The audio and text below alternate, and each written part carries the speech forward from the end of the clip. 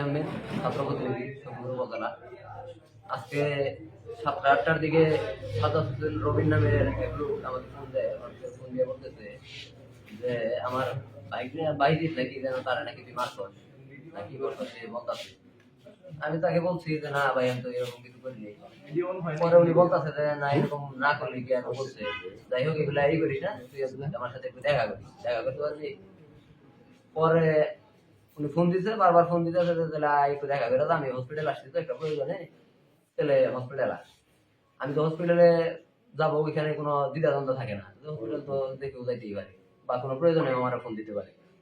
তো ওইখানে আমি যাওয়ার পরে উনি বাইরের গেটের মধ্যে 10-15 জন পোলাপান রাখছে, অন্ধকারের মধ্যে রাখছে। ওই জায়গায় আমি ফোন দিছি যে গেটের ওইখানে, ভাই কোথায় আছেন আপনি।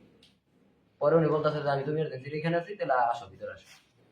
ওইখানে ভিতরে যাওয়ার আগেই ওনার যে লোকগুলা সন্ত্রাসী ভাড়া করা, ওনার ওই ভাড়া করা সন্ত্রাসী গুলা এলো পাথারি আমার মারধর করে, মানে 5-7 মিনিট 10 মিনিটের মতো মারধর করে। আবার ধারালো অস্ত্র আলাদা রাখা ছিল, ওই মসজিদের ওইদিকে রাখা ছিল।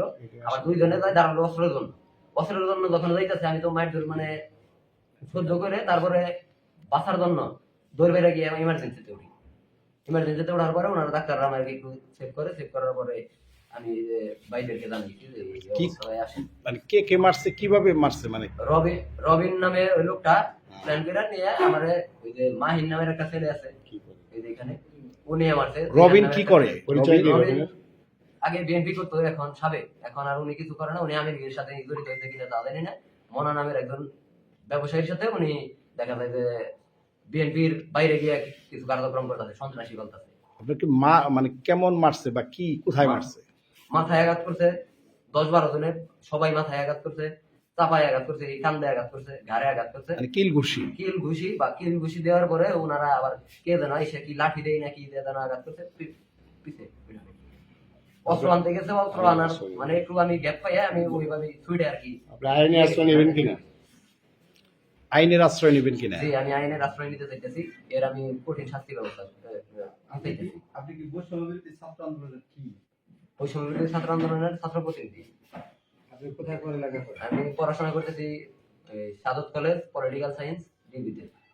তার মানে কি মারামারি ঘটনা করছি আমরা যারা দায়িত্ব পালন করছি সখীপুর উপজেলার, তাদের ভূমিকা কি, তারা কতটুকু কাজ করতেছি, আপনাদের কাছে যথেষ্ট পরিমাণে ক্লিয়ারেন্স আছে।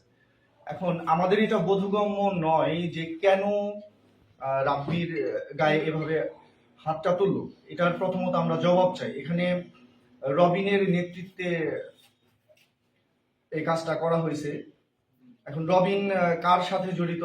আগে বিএনপির সাথে রাজনীতি করতো। রবিনের নামে আমি যেটা বলবো, যে সরাসরি টু বি ফ্র্যাঙ্ক হচ্ছে, রবিন অনেককেই কটূক্তি করছে, যারা হুট করে নিয়ে অনেক স্ল্যাং ইউজ করছে। রবিন মাঝে মাঝে এটা সেটা কটূক্তি করতো, ও সবাইকে অন্যভাবে প্রভাবিত করার চেষ্টা করতো।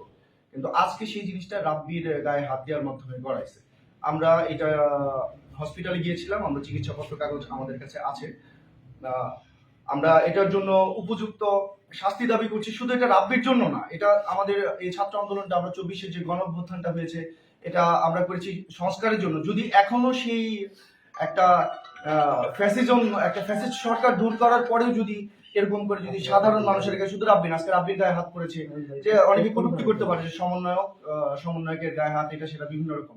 না, সমন্বয়ক না, এখানে আজকে রাব্বির গায়ে পড়ছে, কালকে আরেকজনকে টার্গেট করতে পারে, অন্য যে কেউ হতে পারে ইয়াং জেনারেশনের মধ্যে। এটা হবে কেন?